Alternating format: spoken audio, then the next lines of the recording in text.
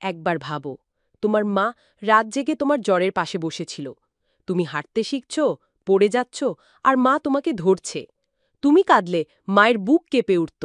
তুমি হাসলে তার মুখে চাঁদের আলো ফুটে উঠত। তুমি হয়তো ভুলে গেছ, কিন্তু মা কখনো ভুলেনি। তোমার ছোট ছোট ভুলগুলো ক্ষমা করেছে। তোমার স্বপ্নগুলো তার নিজের স্বপ্ন বানিয়েছে।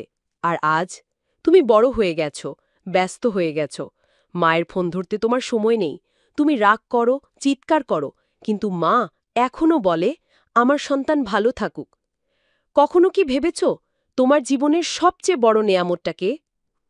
তোমার মা, যে তোমার মুখ দেখে বুঝে ফেলে তুমি খুশি না কষ্টে, যে তোমার জন্য না খেয়ে থেকেছে, যে নিজে চাওয়া বিসর্জন দিয়ে তোমার চাওয়া পূরণ করেছে। আর তাই, প্রিয় ভাই বোন, ইসলাম বলেছে, জান্নাত মায়ের পদতলে। অর্থাৎ মাকে খুশি করলেই জান্নাতের দরজা তোমার জন্য খুলে যাবে। নবী করিম সাল্লাল্লাহু আলাইহি ওয়াসাল্লাম বলেছেন, জান্নাত মায়ের পদতলে। সূত্র নাসাই, হাদিস 3104। তাই দয়া করে মায়ের পায়ের নিচের মাটিকে ছোট করে দেখো না।